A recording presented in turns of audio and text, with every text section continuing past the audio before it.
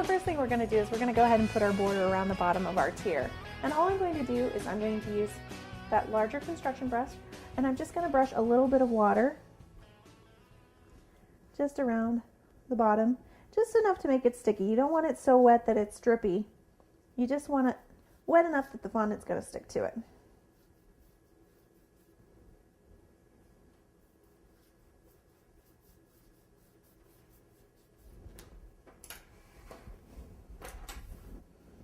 And then using our extruder, we're just going to extrude a nice ribbon.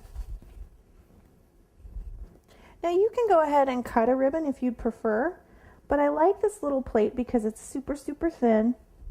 It's very uniform, and it just makes your life really easy.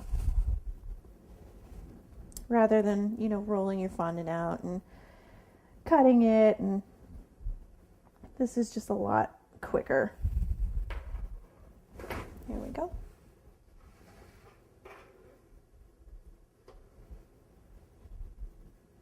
I'm just going to find where I want the back to be, and that's where I'm going to start my ribbon.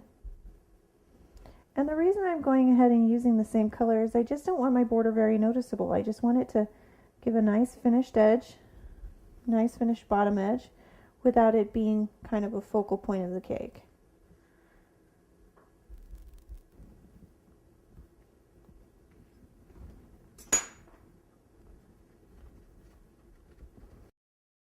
There we go. There we have our nice finished bottom border. And I'm just rubbing that with my finger, making sure it's nice and flush against the bottom where I want it to be. All right. So what we're going to do now is we're going to go ahead and put our pattern on. And for that, we're going to need our pins and our scissors. Now this is a little interesting to do because the pattern, you notice, is a little bit wider than the cake itself. And we want that. We want to add just a tiny bit of dimensionality, even though, you know, the tattoos are very two-dimensional. So what we're going to do is we're basically going to, let's move this cake so you can see what I'm doing. I'm basically going to fold my design in half. And what I mean by that is I'm going to find the center of my heart,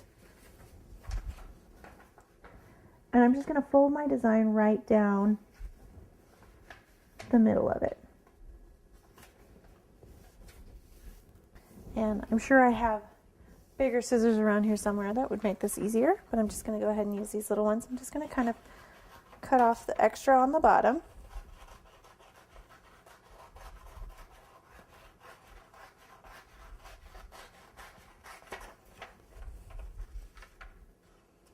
Actually, let's go ahead and just cut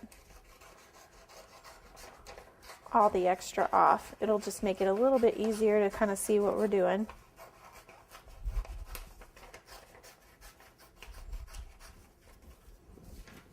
And if you want to use a bigger pair of scissors for this, you can. There we go. Now all I'm going to do is kind of locate the middle of my cake, line up my design, see where everything hits, and when I'm happy with that, I'm just going to use a little bit of vegetable shortening on the back of my pattern, just a little bit, and it's just to help the pattern stick while I'm going ahead and putting my markers in.